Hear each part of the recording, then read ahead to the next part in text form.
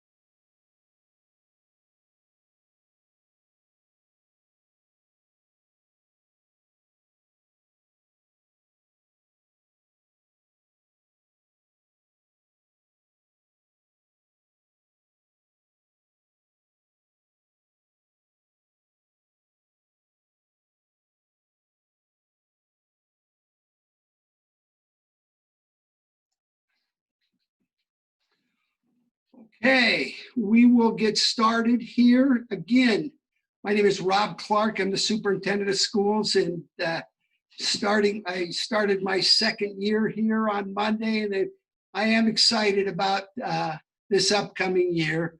Have some concerns, as we all do, but still, we're going to get going, and I'm looking forward to some of the opportunities that we're going to provide your students. Before we get into the presentation, it's important to me that, I thank a lot of people. First of all, I got to thank Tracy Norman and Megan Like and their crew that worked on this PowerPoint and have prepped me and others for this presentation. They did a tremendous amount of work. I'd also like to thank the whole Sequim School District staff, the administrators, teachers, paraeducators, custodians, maintenance, food service, secretaries, the district office staff, and the school board for this last year. The last 3 months were difficult, but we made it through, and we made it through with the help of everyone, including the parents. You stepped up to the plate and helped us out a tremendous amount, and we thank you for that. And as we move forward, we want to continue as partners. We're all in this together, and we will only succeed if we continue to be together. I know when all is said and done, there will be some people who no one is going to get everything that they desire in this plan. This plan is still in draft form. No decisions have been made yet. In fact, I spent from between 4:30 and 5:15 changing slides in the PowerPoint because some things changed in a meeting that was held this afternoon. I want to emphasize that very clearly. No decision has been made. We hope to have that decision sometime around July 20th. So we do still have 2 weeks, and I don't need to tell you that things have changed dramatically during this whole coronavirus pandemic. So let's move forward. And Tracy, could you please go to the next slide? I want to remind everyone this meeting will be recorded. It will be posted on our website and Facebook by the end of the day tomorrow. I'm not sure exactly when that will be. Again, as I said earlier, questions will be taken at the end of the presentation, and we're going to do our best to answer those. So go ahead and move on to the next slide, please. Here to help me out in today's presentation are our Assistant Superintendent, Director in Teaching and Learning, Jennifer Mon, Gray Wolf Elementary Principal, Donna Hudson, and our School District Nurse, Sonia Bittner. Our Board of Directors, and I believe they're all on, President Brandino Gibson, Vice President Eric Pickens, Jim Stoffer, Brian Koo, and Larry Jeffries. And I guess I also want to put like I said, this is my 1-year anniversary. I want to give a special thank you to the Board of Directors for having the faith originally to hire me and to give me another year on my contract. To have faith in me is very rewarding, and I take this job extremely seriously.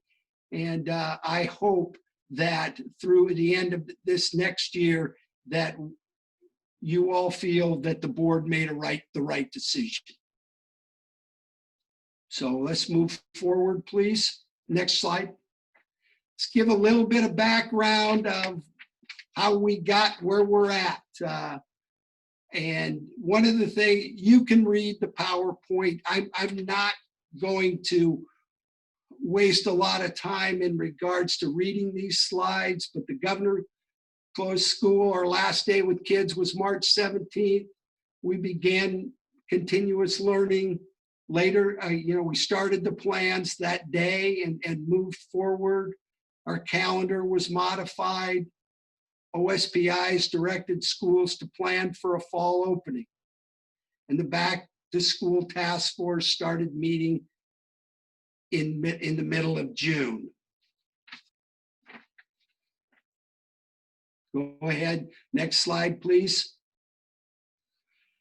Okay, before we get into the nitty-gritty of this slide, I am gonna preface this presentation with a couple of announcements. It is our desire and hope that on September 2nd, we start school with every student that desires to come to Sequim schools be here on a full-time basis. It is our desire that every student in Sequim that is uncomfortable coming back to school is enrolled in an online virtual program associated with our district. Simply put, we want to accommodate every child and family with the education that they want, that they need, and that they deserve.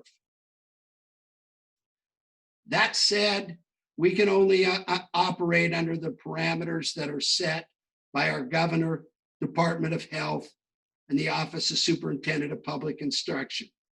Right now, what I just articulated may not be possible. We will all be expected to wear masks, social distance, have our temperature taken, etc. And more on this will follow. There may be some exceptions to those rules, but that's the deck we're playing with right now. Things may change and we will adapt to those changes, but we must set up our draft plan with these rules. Again, many of you have questions. We hope to answer those during the presentation. Student and staff safety are our first priority. From there, our next priority is that what works best educationally for all our students and their families. Hope you enjoy this presentation and it is informative. We will, and moving forward, reopening schools, these are our health and safety requirements. There will be health screening at entry. This can either be done with parent verification of health or temperature taken at entrance. And entrance could be when your child gets on to the bus. As of today, face mask and or face shields are a requirement. I'm going to yield the floor just very briefly to allow Sonia Bittner, our school nurse, who's done just a tremendous job over this period of time, to speak a little bit about these requirements. Sonia, are you there? Yes, I'm here. I hope you can hear me. I can hear you. Okay, great. In regard to screening at entry, at this point, the OSPI does direct us to delineated guidelines on how to do that, and proceed in fever.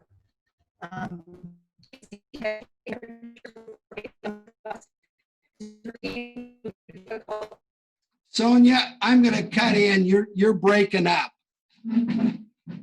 and we'll see if we can work that out, and we can come back to you. But after your first few sentences, we couldn't hear you, so we will. I'll try and do my best to explain this, but in regards to parent verification, there's going to be two opportunities.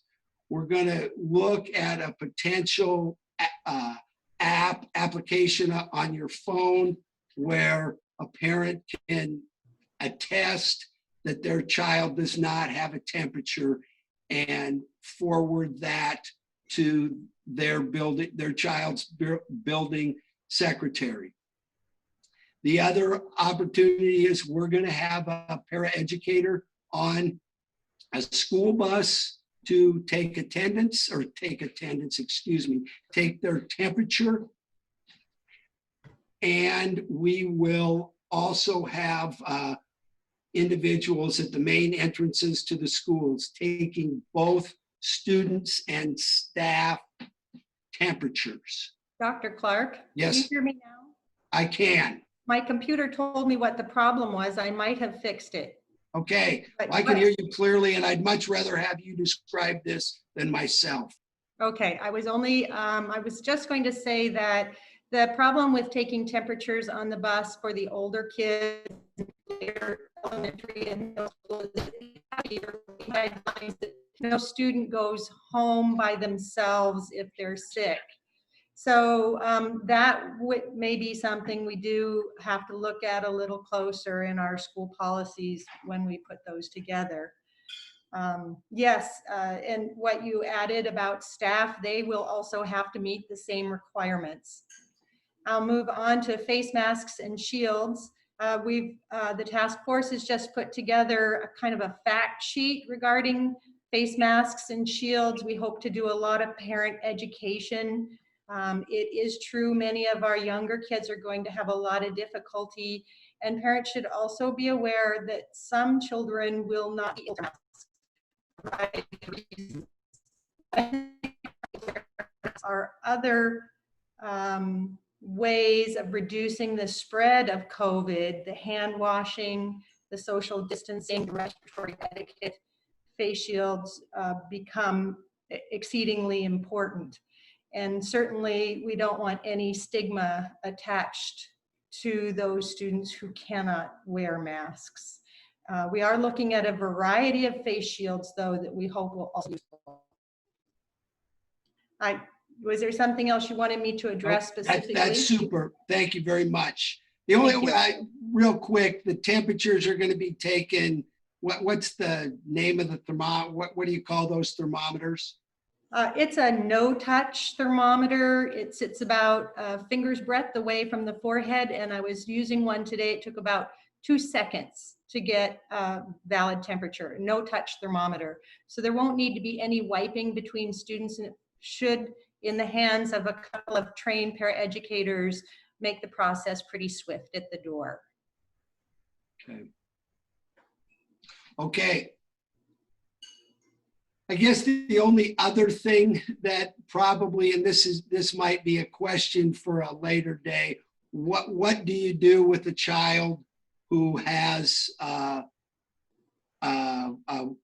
fever above 100.4, or a staff member for that matter?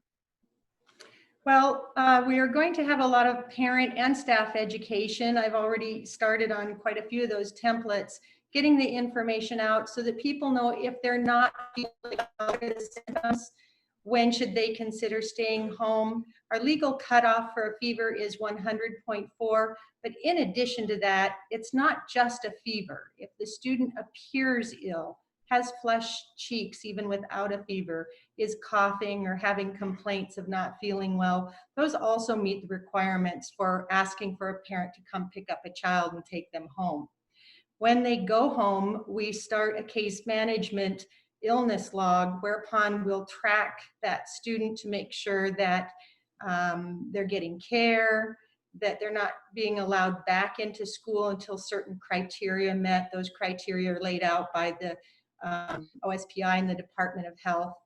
Things like 10 days after the onset of symptoms, 3 days without a fever and off of fever-lowering medications like children's Tylenol and ibuprofen.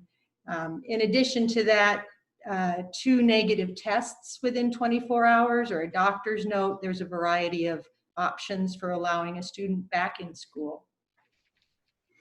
Okay, thank you, Sonia. Thank you. Let's go ahead and go to the next slide, please.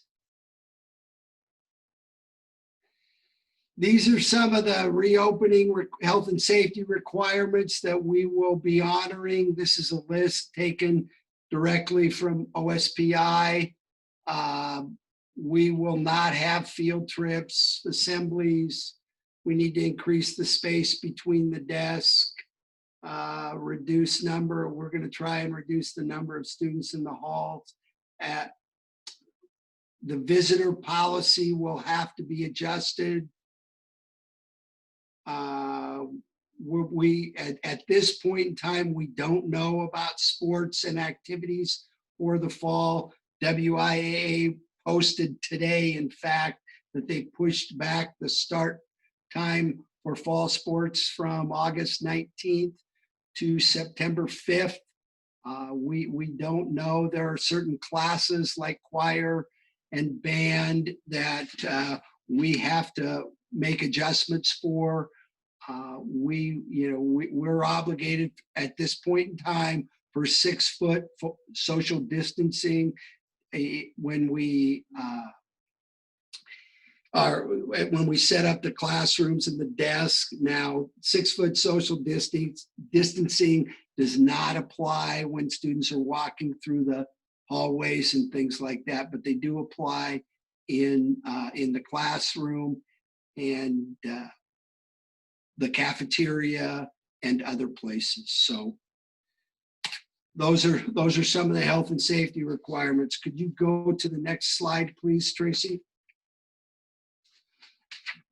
So this is what we're working on. We started meeting on the 15th, but I also need to say that we were having conversations about this starting the middle of May at the various buildings and at the district office and with our administrators. The official start was June 15th, but we were having a lot of conversations prior to that. The stakeholder feedback, we sent out surveys on the 26th to both staff and parents. The forum this evening, and then we will have to take a plan to the school board on August 3rd, and the school board for the first reading, and the school board will need to approve that on August 17th. So that is our time frame of what we're looking at. Now, I'm going to yield the floor to our assistant superintendent, Jennifer Mon, and perhaps Donna Hudson as well, if they can both be involved. But I want to talk a little bit about the survey because I talk about social distancing. In many of our classes, to achieve 6 foot social distancing, and I should have said classrooms, not classes, we can put anywhere from 14 to 17 students, depending on the classroom. So we have very few classes that have that few of students. So if we come with some type of hybrid model, we can't, at this point in time, we can't have all of our students in class at any one given time. We have to separate those students in, somewhere between 50% to 2/3. I'm going to talk a little bit about online virtual school towards the end of this, and that will be an option, and we're going to go from this. I'm going to yield the floor now at this time to Jennifer Mon and Donna Hudson. They have spent the majority of their time working with our staff and others with the family surveys, kicking around different ideas, thoughts, and going from there. So Jennifer, are you on board? I am here. Can you hear me? I can. Great. Thank you, everyone. Thank you, Dr. Clark. So we sent a survey out, I guess 2 or 3 weeks ago, and we gave families an option of different hybrid models for students. And real quickly, they're up here on the slide, and they are a 2 weeks. The kids would come to school for 2 weeks and have 1 week off was the first option. The second option was kids in school for a week and another group out for a week. Another option was students in school 2 days a week and remote learning 3 days a week. And then we also put an option for students coming, half the students coming half a day and then the other half coming in the afternoon. And Tracy, if you would forward to the results. They're a little bit hard to understand, and I apologize for that, because we let parents rank it first choice, second choice, third choice, fourth choice, and based on if they were elementary, middle, or high school. And in all four instances, the ABC model, which is the 2 week on, 1 week off model, was the preference for parents. And it was also, in some cases, the second preference for families as well. And Tracy, if you'll forward one more. The week A, week B, which is students in a week and then remote learning for a week, was a clear second choice for families. And then Tracy, if you go to the next one. The third model, where students come 2 days a week and are remote learning 3 days a week, it was pretty close in terms of second to third choice. In some cases, it ran as a second choice instead of the 1 week on, 1 week off, but predominantly it came in as a third choice option. And then Tracy, yeah, and then the half day, it was real clear. Parents didn't want to have their kids come half a day and then go home for half a day, depending on what model or what model we were doing. So we've taken the half day model off of the table. We will not be doing that. And we have been working on 3 other options. So Tracy, if you would move forward one slide. So we have 3 options. So students in class for 2 weeks and remote for 1 week is option 1. Option 2 is what we call an AB model, where students are in class for 1 week and they're remote for 1 week. And then option 3 is what we're calling an AABB model, where students are in class 2 days per week, and then they're remote learning for 3 days per week.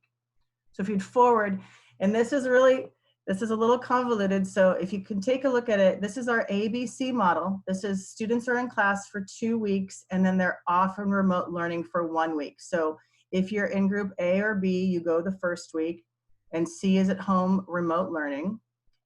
Week 2, we have students in groups B and C in class, and A is remote learning. And then week 3, students that are in group C and A will be in school, and B will be remote learning. And if, Tracy, if you would forward it one more. So there are positives and challenges to any model, and we understand that. And so we wanted to kind of lay out a few things that we were thinking about. A positive with this model is that we can have 2/3 of our students in class at any given time. There was a tremendous amount of parent support for this model. We can quickly transition to distance learning if we need to, knowing that it could happen at any time if we are to close down. This, out of the 3 models, is the most days of in-person instruction, which then provides less remote learning. And it's more consistency for parents to help with childcare needs. The challenges on our end are we would have to modify some of the building schedules. That, when I say that, that is within the day. We have talked about starting schools at a different time, but when I say modified building schedules, I mean within the school day, so that parent wouldn't necessarily see that. We obviously, on a 2/3 model, we would have to look at how many students are coming back and make sure that our student class sizes don't exceed the social distancing limitations. And we are required to provide meals for all students, regardless if they're remote learning or not. So we would have to figure out how to distribute meals to students that are remote learning for that period of time. And Tracy, if you'd forward one more. This is an A/B model. So this is where 50% of the students can come to school. You'll have students in group A will be in class for 1 week, and the students in group B will be remote, and then they will switch the following week. And then if you forward that to the next slide, Tracy. So this would allow half of the students to be in class at any given time. Parents did support this hybrid of a model. Again, we can quickly transition to continuous distance learning if we need to. Gives more days of in-person instruction than the 3rd option. So less remote learning and more consistency to help with childcare, as the students would be week on, week off. And again, our challenges, we would have to think about modifying the building schedules. The total number of students cannot exceed the social distancing limitations. Students are away from the building for a week at a time, so they won't see their teachers in person for a week. And then we would have to think about meal distribution again. If you forward again, Tracy. And then, so an AABB model would look like this. So if your student is in group A, they would come to school on Monday and Tuesday, and they would remote learn on Wednesday, Thursday, and Friday. And if your student's in group B, they would be remote on Monday, Tuesday, and Wednesday, and in class on Thursday and Friday. We've got the star in the middle on Wednesday because there's been some discussions around having more vulnerable students come in on Wednesdays for more small group interventions, have more online specific instruction, and give teachers some time to plan and have professional development, but also work with the students that they've got that are remote. So at any given time, half or a third of their students will be remote learning. So we have to kind of juggle 2 balls at the same time. And if you'd forward that, Tracy. Again, the positives, we have half of the students in class at any given time. We can transition to distance learning 2.0 if we need to. There is some parent support for this model. However, not as much as the other 2. There is some in-person instruction, and it doesn't require students to be all remote online learning. Challenge, again, balance for time in class. You're going to be more remote than you would be in class.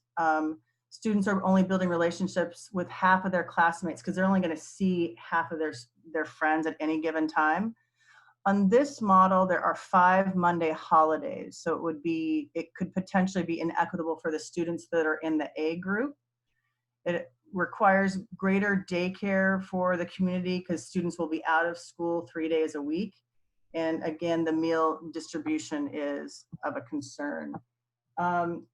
So those are the models that the Teaching and Learning and Technology Department are currently taking a look at. And if you want to give us feedback, please, we would appreciate that. Just to touch on a couple of questions that have been up here.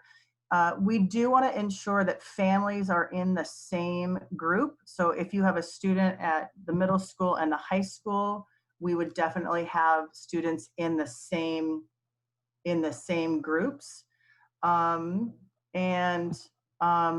The one thing I did want to talk about too is Dungeness Virtual School. Dungeness Virtual School is our new online, all remote learning school. There's been some talk that it's closed, that you have to be on a wait list, but that's not accurate. So DVS is up and running. We do have a teacher, her name is Hillary Horner, and we have a principal who's Vince Riccobeni, and students are allowed to sign up right now if they want to. There is no limits to how many students can be in the online remote school. And in terms of the curriculum that's being used, it's called Odysseyware, and I can send out some information on what that looks like, because it's hard for parents and students to think about, how am I going to learn online and what does that look like? So I can send that out in a question and answer at another point when we send those out. So those are the models that we are currently looking at. And I think, Dr. Clark, I think that's all I wanted to say, but Donna's on with me. And Donna, did you want to add anything? No, I think you did a nice job of covering it. I was going to add that we'll keep families together, and that was really the only thing that I thought that you had not hit. Yeah. And of course, we'll do our best, depending on whatever model it is, to accommodate all the families and all the needs. And hopefully we'll be able to make a decision sooner rather than later. So unless you have any questions for me, Dr. Clark, I am good with my part.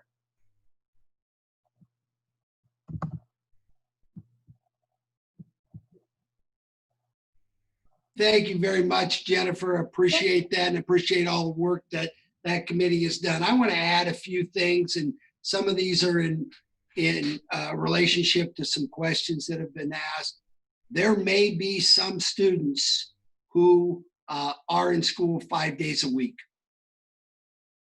One of our mandates from the OSPI is that we have equity for all of our students, and especially those in underserved categories. Special needs children may be in school 5 days a week to fulfill the parameters of their IEP. We may have some students of color, some students who do not have access to the internet because of either geography or financial means. They may be in school 5 days a week. I also want to add, Jennifer bringing up the virtual online school we're bringing on board this year, Dungeness Virtual School. Depending on the number of students that enroll there, we may be able to do what I originally said, is that if we to accommodate every student and every family, if we have upwards of 15 to 20% of our students and families choose virtual online education, we may be able to accommodate the other 80% with 5 days a week education. That possibility is very strong. We're going to be spending between now and the middle of August trying to determine those things. We can't violate any of the parameters that OSPI and the Department of Health have set up for us. But if we have 20% less students because of the virtual choice, we may be able to do that. So I want to make that very clear, that that possibility definitely exists. So Tracy, could you move to the next slide, please?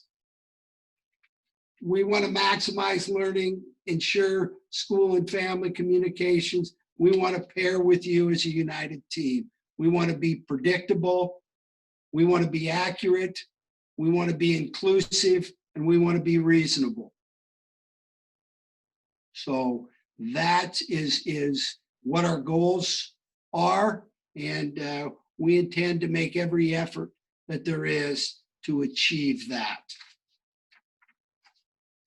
So unless any of the panelists have any other comments and questions, I will start answering some of the questions. And some of these questions have been asked multiple times, so I will try not to inundate you with the same answers. Jennifer addressed families will be kept together. I've been asked if President Trump's statements yesterday and today will affect how the state of Washington opens schools. I can't speak for Governor Inslee or Superintendent Reichdahl, and without giving a United States education system overview, I will say that K-12 education is governed by the states, not the federal government. And that will how the president's statements affect will be determined by Governor Inslee and or Superintendent Reichdahl. If my children are enrolled in the online school, how will they receive IEP services? That will be up to the Shelley Langston, our special ed director, and her IEP team. I guess I stopped one slide too soon, but I'm going to continue answering these questions, and I'll go to that slide at the end. Yes, the Dungeness Virtual School is taking registrations. As far as test drive a course, you will need to talk with Assistant Superintendent Mon about that.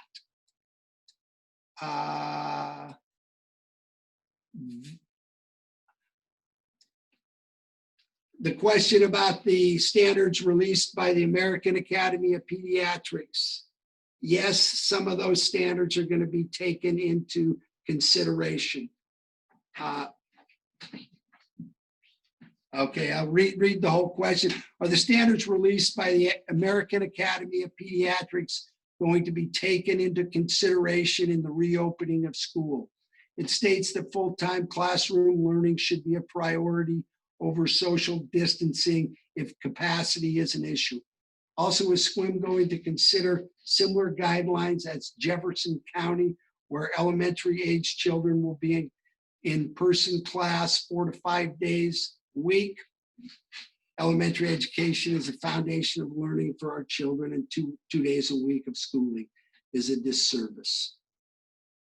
I have not read, I've read the standards of the American Academy of Pediatrics once. I need to read it twice to fully grasp what it is saying. I recognize that they did diminish the social distancing aspect of this, and whether I agree with that or disagree with that at this point in time is a little bit irrelevant, because the state and our Department of Health is saying we have to abide by the standards of 6-foot social distancing. That very well may change. But at this point in time, if school started tomorrow, we would abide by the 6-foot social distancing. There may be opportunities for our K2 if we have small enough ratios in the classroom to be able to go to school upwards of 4 to 5 days a week.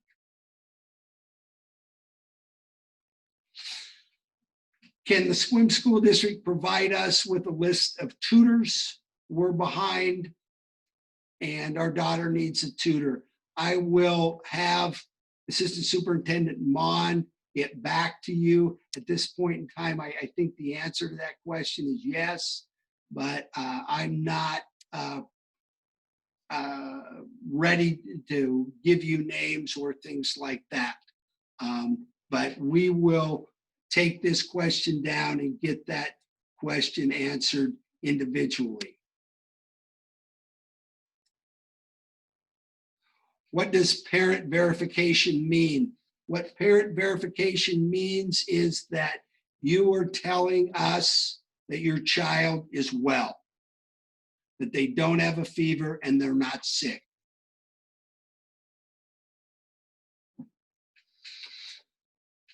Could she repeat what she said about wearing masks? She kept cutting out. I believe that she did get back and answer that question. If you don't feel it was answered adequately, please put it back in at the bottom and we will get back to you.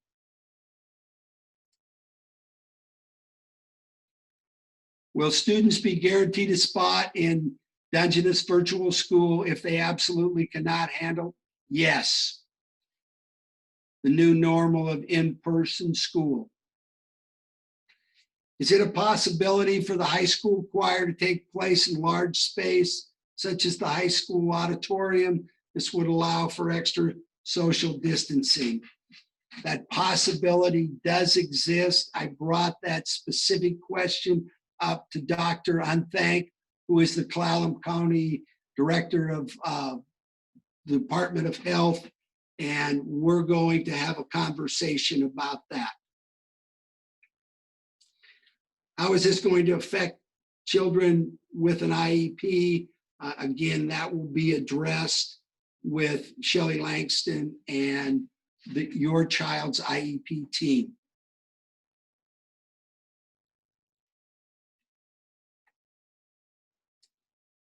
I have a question of what lunch is going to look like. Being someone who works on the lunch staff in the central kitchen and a parent of a second grader at Grey Wolf, what are lunches going to look like? I don't know that that's been decided completely. I spoke with Sodexo, our food service provider. At this point in time, we will probably be eating lunches in classrooms and with some small attendance in the lunchroom. There will not be a choice bar. The lunches will be served to children. Those individuals who are working virtually will be given a brown bag, both lunches and breakfast.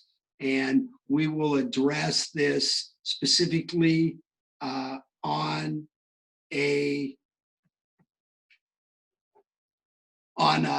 a memo at a later date.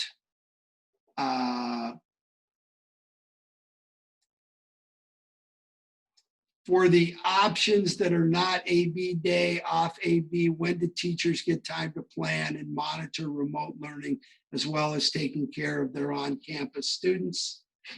That was something that will need to be worked out. And I know Assistant Superintendent Mon and I had a conversation about that today. There are many scheduling and logistical items that have to be worked out that at this point in time, we don't know the answers to yet. If a student plans to attend school in person and demonstrates a fever, sent home, and then has a minimum number of days before she can return, will there be an online remote component? Yes. Student may end up missing multiple weeks of work from being sent home for mild cases that are not COVID related. That possibility exists. Will the ABC schedule, allow for required social distance? We believe it will.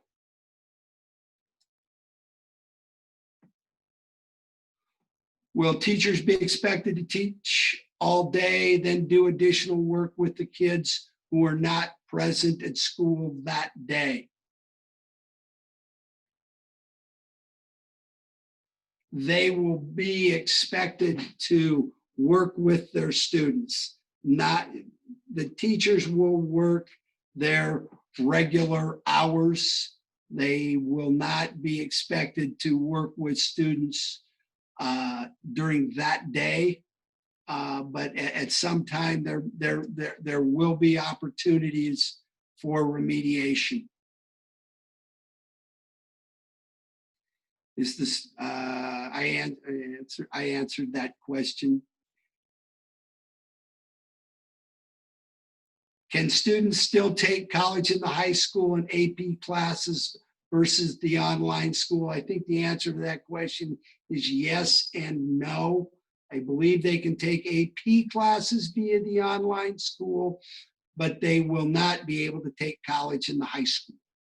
I will need to double check on that. Dr. Clark, that's correct. Okay, thank you. You're welcome. Which model do the educators prefer? Jennifer, do you want to address that?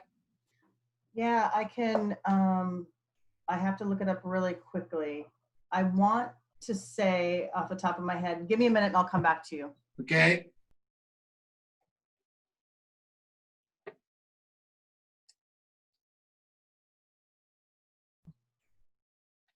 You can keep answering questions. I'll be right back. I got off.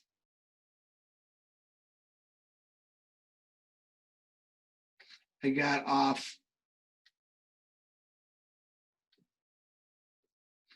Dr. Clark, the next question is, how soon do parents have to choose virtual learning options? I would say by the first week of August.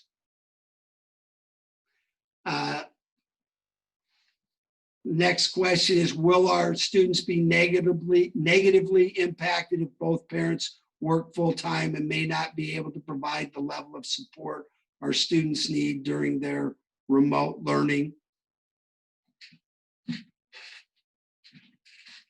We will do our best so that doesn't happen. And there will be time set aside. The one thing I really haven't mentioned yet is we're going to have to take a real hard look at our calendar. And we're going to have to add some days in there or change some days in there that will accommodate parents and staff, whether it be for remedial work, whether it be for professional development work, whether it be for deep cleaning and some things like that. We have not addressed that at this point in time, but that will be an issue. Dr. Clark, I have the answer to the Okay, question. thank you. Yeah, so the survey from the staff, it's pretty close. It's similar to the parents, except they want the AABB model, which is 2 days in building and 3 days remote at all 3 sites. So at all levels, middle school, high school, and elementary. And then depending on the level, either elementary, middle, or high school, it's a mix between the AB week on, week off model and the 2 week on, 1 week off model. But just like the parents, they overwhelmingly were not interested in the half-day model. It says it was stated by the school nurse that there would be potentially a 10-day time period after symptoms in which the child cannot come to school after symptoms. Is this for COVID or any illness? Sonia, I'm going to let you answer that question, please. Sure.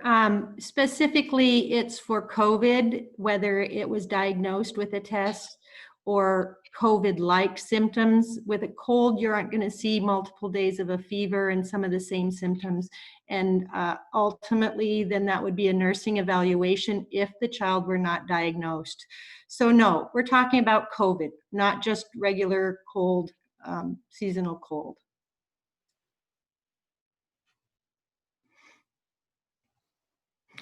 And in regard to one of the other questions I see that came up, during that time when a child is home, we would, in advance of school, we really have to set up the ability to have off-site learning at a fairly short notice. So I think that we can be pretty sure that we're going to be able to provide children who are homesick for extended periods of time their education as well. Thank you. When and how can we get information on the online school? Jennifer, is that information available on our website? There's a little bit of information on our website on our banner, and there's the phone number and an email that you can contact if you have more specific questions. I'm just waiting for another section of the website to be uploaded, and then I'll have more information about DVS. It will be on the website as a pull-down menu, just like any other school, and that should be up in the next week. But the email and phone number are on the banner on the website in the interim.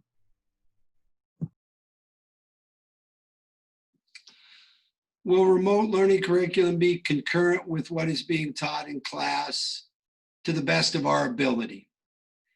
And will the teachers be recording lessons or Zooming what is happening in the classroom? In some cases, yes. In other cases, no. I know that's kind of a vague answer, but that's where we're at right now. That might change in the next 3 to 4 weeks.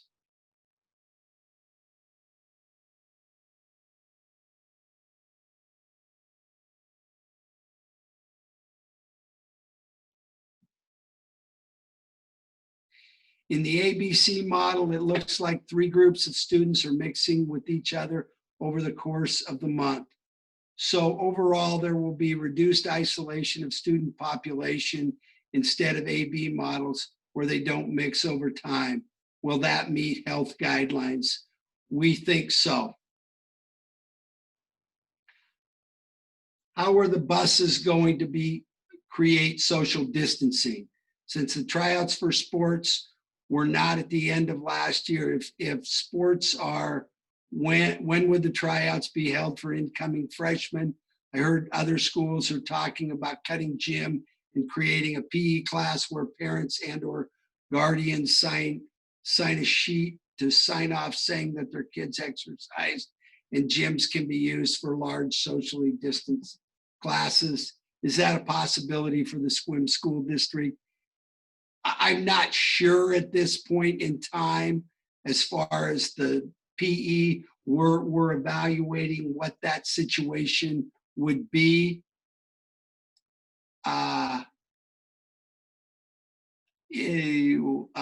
Buses, right now, the social distancing situation does not apply to our buses. And we're looking at, having buses with the windows down and not full to capacity, but social distancing does not apply per regulation of OSPI. I have a question. What is OSPI? It's the Office of Superintendent of Public Instruction, and that is the institution that oversees K-12 education in the state of Washington. The CDC said today they will revise their guidelines for reopening schools. When will we hear about any modifications, specifically wearing masks? When we get that, when we get the information, you will be updated.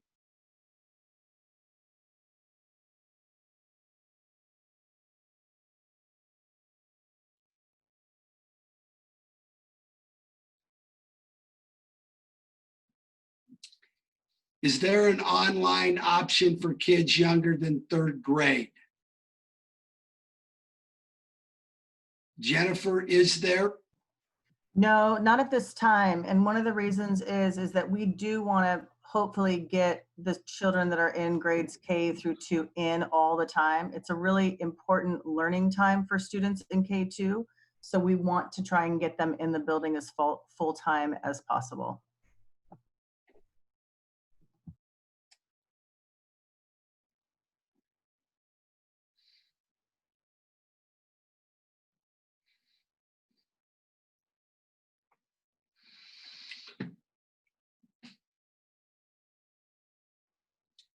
How can we review the virtual curriculum? I would contact either in the next couple of weeks, contact either Jennifer Mon or Vince Recabini.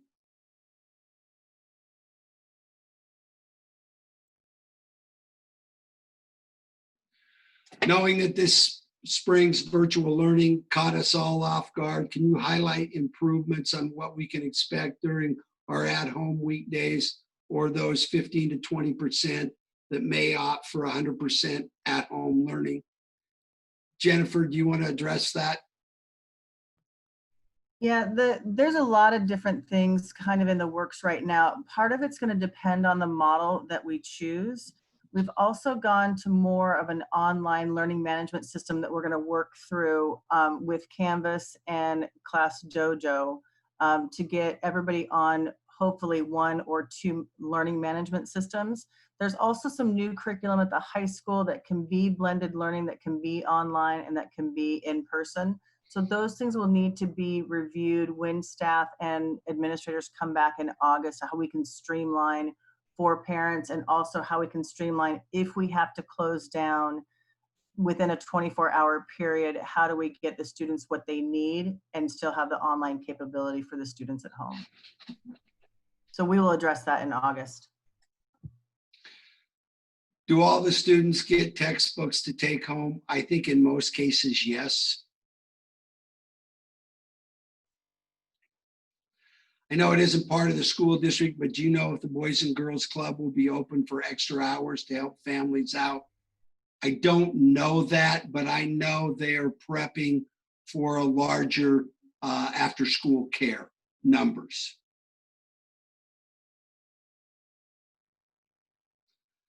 In some other school districts, they offer more than one curriculum in the virtual school offering. Mercer Island offers Apex and Fuel, second being a more rigorous option for their academically advanced students. Will that be an option in our district? Perhaps at a later date, not at this point in time.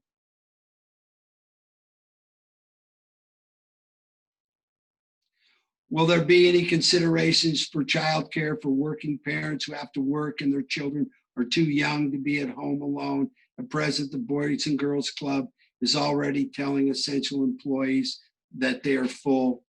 We are working on options to make childcare, daycare available for those parents that are both working or a single parent.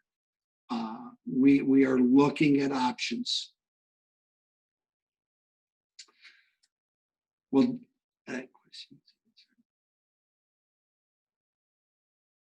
will current assigned teachers change? Possibly. Says, I'm late. Is there any idea if there will be sports? Again, WIA pushed the start date back for high school sports 2 weeks.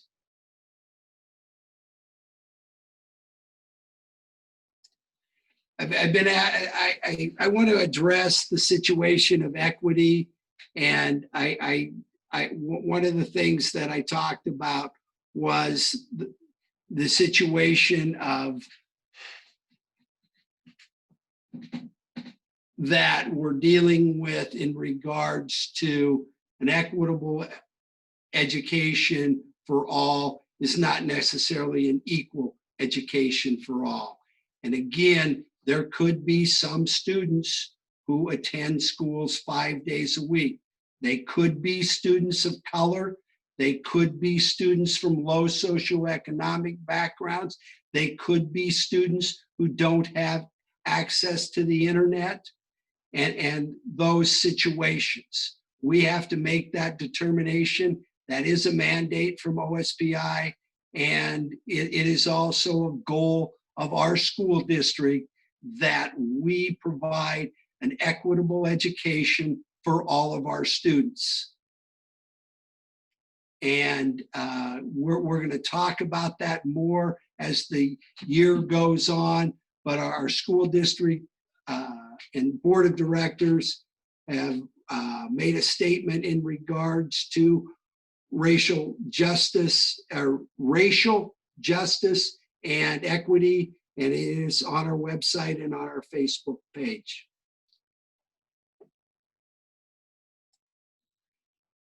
If it is a blend of virtual school and high school, how do schedules work? That has not been completely determined yet, but there will probably be some alterations of schedules. I think that is safe to say. My son cannot wear a mask. There will be some exceptions to wearing masks.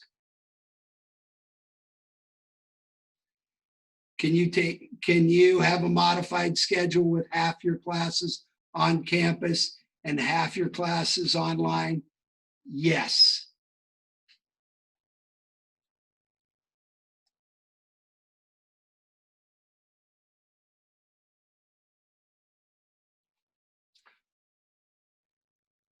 Are all cases of febrile symptoms treated along COVID guidelines, even if they are benign viral syndromes? Will all cases require a family doctor visit and testing for COVID? Who will administer the test? Of course, cost is a factor. I have to apologize. I'm not sure what that one word means. I'd be Sonia, happy. can you answer that question? Yeah, I'd be happy to comment on that. The school will be specifically looking at symptoms and transferring the care of their child back into their parents' care. And it's certainly up to the parents at what point they need to go to the doctor, and it is up to the doctors to decide on testing. That wouldn't be up to the school at this point. I hope that answered your question. What about cost? Cost is certainly something at this point that falls to the family. I haven't heard of free testing yet through Clallam County, but I don't have enough information on that to answer it fully. I'd be happy to find out more about testing and cost for families. Thank you.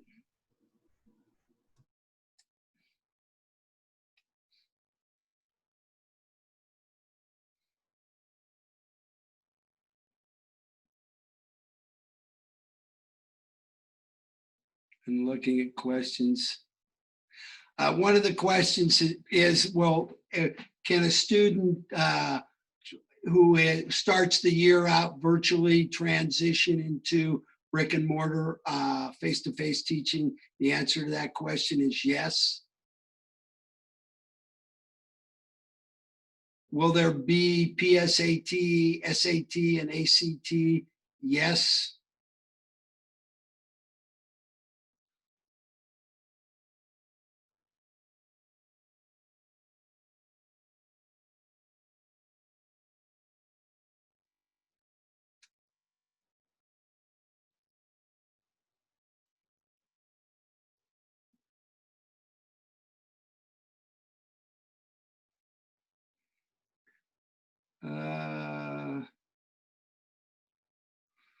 What will our students do for physical activity? Elementary students will have recess. Middle school students and high school students will have physical education. We're just not sure what it's going to look like yet, what our numbers are going to be. One of the things about the COVID virus is that as long as we can be outside there, a lot of the social distancing is not as big of an issue.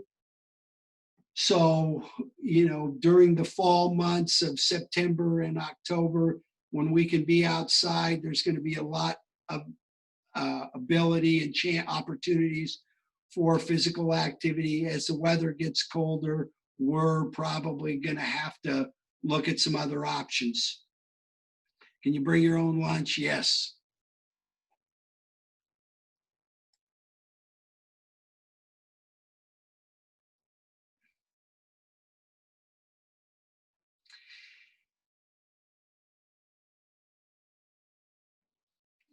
Did I hear correctly? The decision won't be made until August 17th.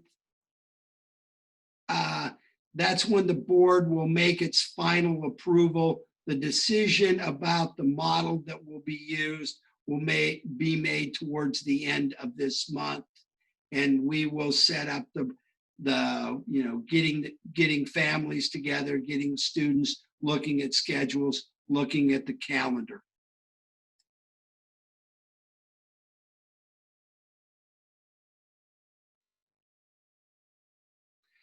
What about 504 plans? 504 plans will be addressed similar to what we do with IEPs.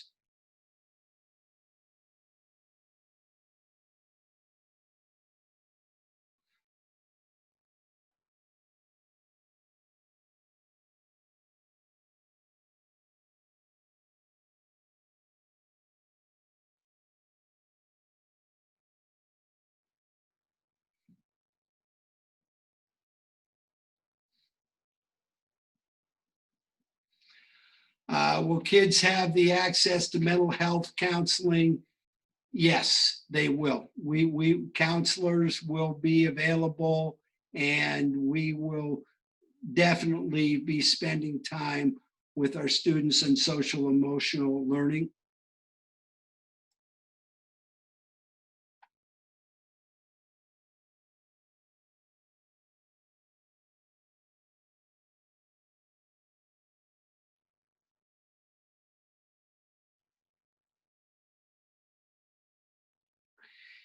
Can my child do running start and DVS? Yes.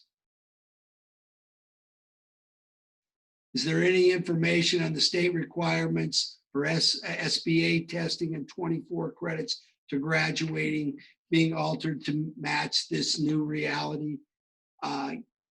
Yes, it's my understanding that we, meaning the state of Washington, are applying to the Department of Ed in Washington, D.C. in regards to the waiving of testing requirements. And as far as the 24 credits to graduate, the state school board is looking at opportunities for waivers of waiving some credits.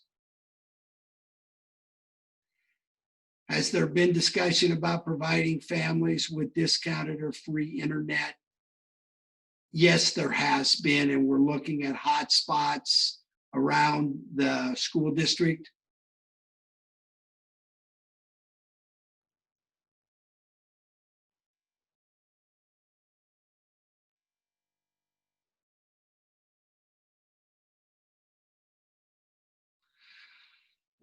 Sounds like all options will require a significant amount of extra time cleaning, delivering, cleaning, driving, and cleaning, especially in the ABC model.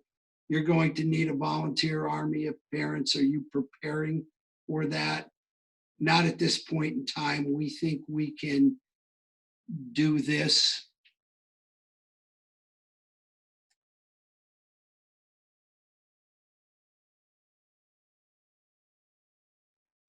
Will there be another survey? At least one.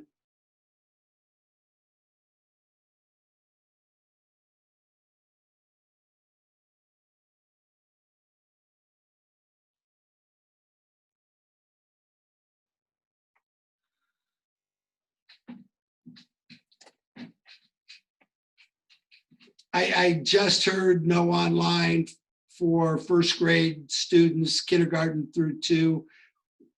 At this point in time, those children cannot enroll in the Dungeness Virtual Academy.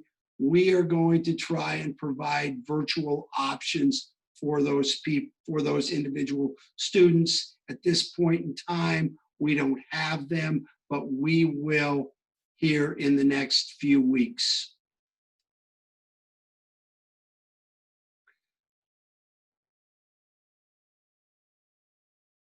If our county gets to phase 4 by September, will all this be scrapped and school go on as normal? I hope so.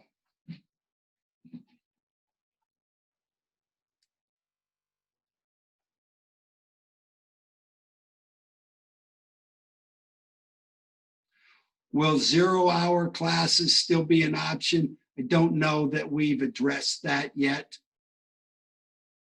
Have you thought of year-round school?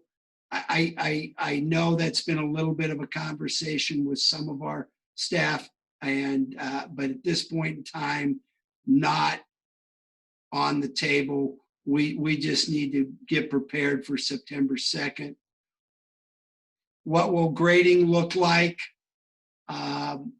At this point in time, we have the state school board either meets today or tomorrow, and they're going to have some plans that we can look at. Fall sports pushed back 2 weeks. That means practices and or games. So if both.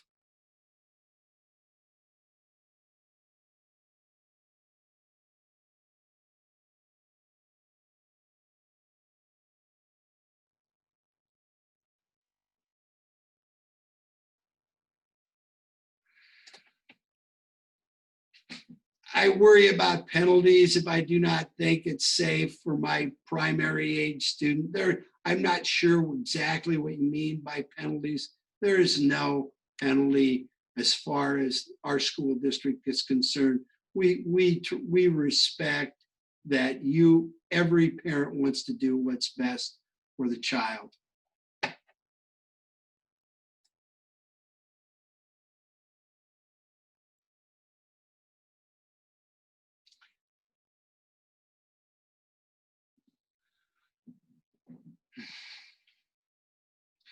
Do you intend on adding additional teachers to the virtual school? That will depend on enrollment, and the answer is yes. If a student tests positive for COVID, will the rest of the class be quarantined or be required to test? In some cases, yes. In other cases, no. That will be dealt with by our Department of Health, and it will involve some contact tracing and other things. But at this point in time, Dr. Unthank is dealing with that, and she's preparing the written word documentation of what school districts need to do. I do not want to repeat something that may be a little bit inaccurate. Is our school district advocating for our specific area and or children due to the sheer fact that we're not like King County, where a lot of these mandates are reflecting? Yes, I am when I meet with the powers that be. And know that I go back to my original statement. It is my desire, our desire, that every parent and student is accommodated, whether it be by brick and mortar school 5 days a week, virtual online education. That's our goal. That's what we want to happen. And it very well may happen, but we also have to be cognizant of what the powers that be, the governor's office, the State Department of Health, along with our county Department of Health, and the Office of Superintendent of Public Instruction. we're kind of winding down. Tracy, could you go to that last slide that I glossed over, please? These are information we're going to be providing when we get them. We're talking about that, and we hope to have a Q&A on our website, on our Facebook page, and that will answer these questions. Somebody asked earlier about other surveys. One of the surveys one of the questions on the surveys is, if your child is normally ridden the bus, are they going to continue to ride the bus, or are you going to be transporting them? We will have all these questions answered to the best of our ability, and hopefully we move forward. Tracy, can you go to the next slide? Well, the survey slide. Please, thank you for attending this. I really appreciate your time. I know we want to pair up to provide the best education we can for our students, for our families. We want to collaborate at every level. Through your email address when you signed up for this, you're going to get a brief survey that will be emailed to you. We ask that you fill that out and get it back to us as soon as possible. Thank you very much. I appreciate your time.